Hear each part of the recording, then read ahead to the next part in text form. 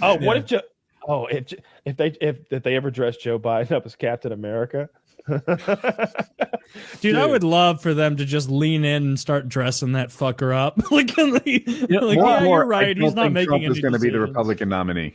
I don't think he's going to be it. It's going to be somebody else. Really? Kyle's point of him being the Republican nominee, I saw something. Who knows if it's right because polling's so ridiculous sometimes. Right. But it looked like he's actually gotten wildly more popular in the last couple months. Like DeSantis was a little. Well, it was Trump in May.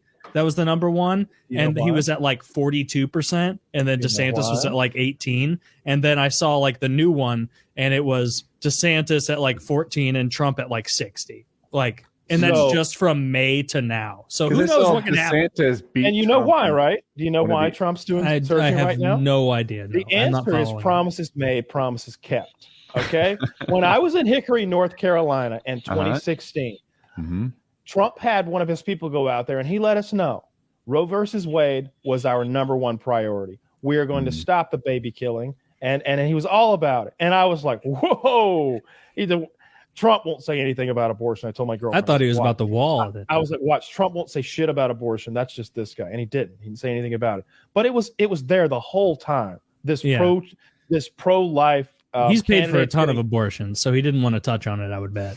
Well, I think he wanted Well, he promised he'd pay for them. It still goes to Kyle's point.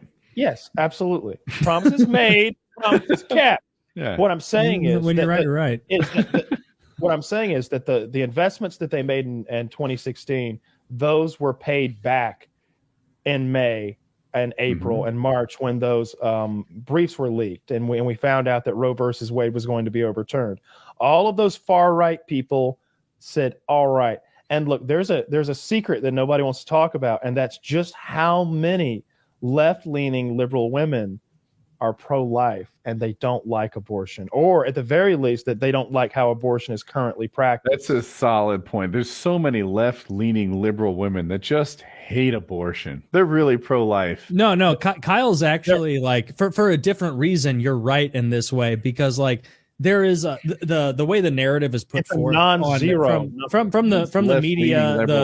Well, hold on, no, for real. The way the media puts forward the abortion argument is that everyone loves abortion except for evil white men, and these evil white men from old money, they want to shut you down, and they want to. When in reality, like there's about as many women that are vehemently pro-life as there are that are vehemently pro-choice. Yep. And that's intentionally obfuscated to try and make it seem like a more one-directional thing. And it's not perfectly cut red and blue either. It's not perfectly cut red and blue. Certainly not. Yeah, this is one of those issues that some people feel a very certain way, and you're not going to change it the same way that, look, and it's not that for us. Like, we're all pro-choice. I don't give a fuck. I think we should all have machine guns and marijuana, right? That doesn't really and we should be having gay sex.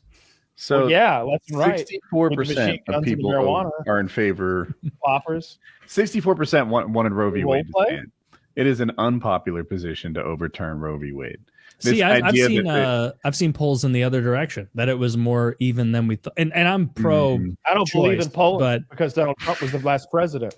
Because I also fell into that trap. Like what he's saying, like I also was like, dude, I thought everyone was in favor of abortion. Like I thought like pretty much most like other than religious people, I thought it was an issue for Republicans. See, I saw something that said it wasn't. I don't know that, like what your more news it's source more was, even. But I'm pretty sure it's widely regarded as very much a losing issue for Republicans. But widely regarded doesn't mean it's necessarily one. It just means how it's being presented. Like if there's a bunch of religious people out there who are vehement about this, that would get them more likely to vote, right? We're going to find out. I think we're going to find that out, but there's an argument to be made that they're not pro-Trump anymore. Like, all right, so this is mission accomplished. Now we can move on. Oh no, they want. I definitely don't see that. No, he showed up and he delivered. I hear you. And he's coming back for fucking part 2, right? The Godfather part 2. He should use that image. Beat him in some primary. Now it's a poll for a primary for one of the early states. I'm not sure it really matters if DeSantis beats him 2 years. The Trump machine hasn't begun yet. He's going to dig up Giuliani. He's going to get that hair slicked back and black as night. Did Giuliani die? No, he's fine. But I thought you said dig up. I didn't know. Well, he's dealing with his own legal troubles right now. I think they defrauded some people in Georgia or something. I don't know. Everybody's getting subpoenaed left and right. Lindsey Graham is refusing to show up. The Republicans are so wild. Lindsey Graham's too busy giving head to show up. Lindsey Graham, I guess, repeatedly was trying to find ways not to count mail-in ballots. And he was sort of doing the opposite of every vote counts. And now they want to subpoena him, and he said nope.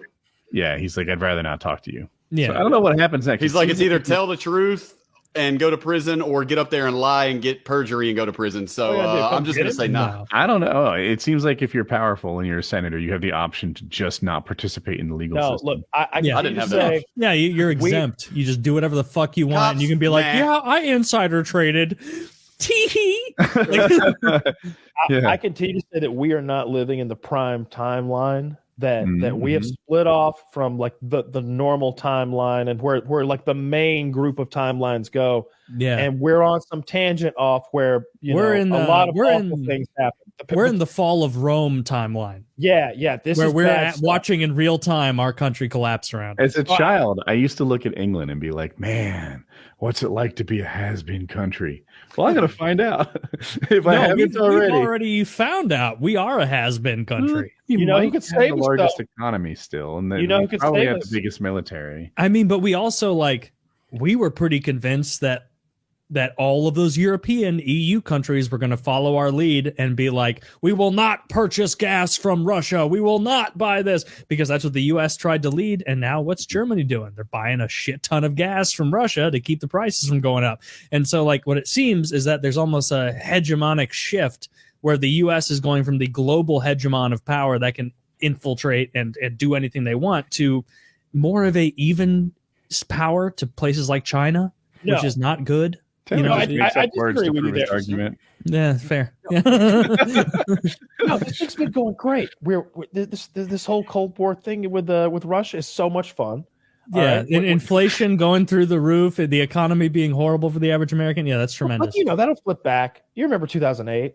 Yeah, you remember 2008? How it flipped back and everything was okay, and millennials owned homes. Well, I mean, no. Wait, aren't you a millennial? Remember that? Going home? Yeah, I am. But that's because I'm very. That's because I'm very blessed to be. Hey, not everyone can be a funny retard online. Hey, not everyone can do that. There's a limited number of us. Not everyone can be in the jizz biz and just so good, goddamn good at it. I mean, look, you're anecdotal homeowner in the 21st century. Scientific study and fair checkmate. Checkmate. He's got me.